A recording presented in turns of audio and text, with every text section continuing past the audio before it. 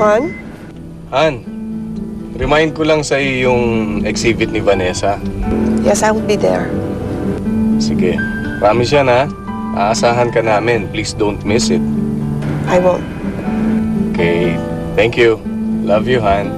Okay, Han. Sige. Bye.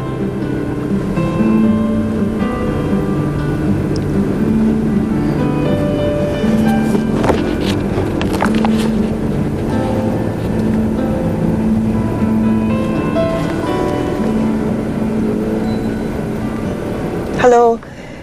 This is Mrs. Saavedra. Gusto ko lang malaman kung nandyan pa yung pasyente niyo na si Lyra Banaag.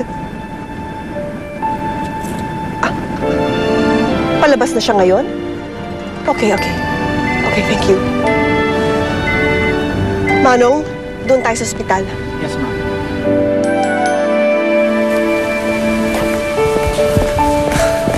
Nak! Dad!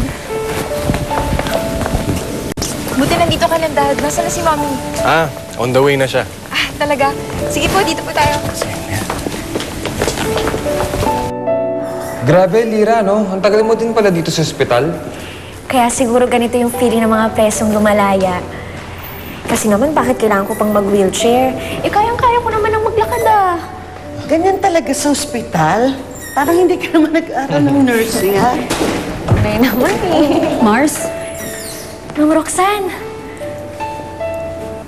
Narito ang puso ko, inaalay lamang sa'yo, aking pangarap kahit saglit. Usapin? Tungkol saan? Kay Angeline, sa anak ko. Alam kong kayo ang huling magkasama.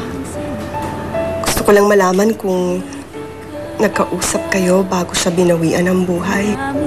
Gusto niyang sabihin ko sa'yo. Paalam at sorry. Kinilabutan ako sa mga sinabi mo. Sinabi ko lang kung anong gusto niyang marinig. Na hindi totoo. Why don't you explain to me why you picked Lyra before me? No, nasa kanya ang puso ng kapatid mo! Si Angeline lang yung mahal mo. Pero pinipilit kong inibin na mamahalin mo din ako.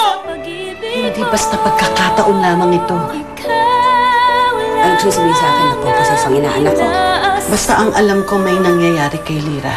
Parang nabubuhay si Angeline kay Lyra. May boyfriend na po si Angeline?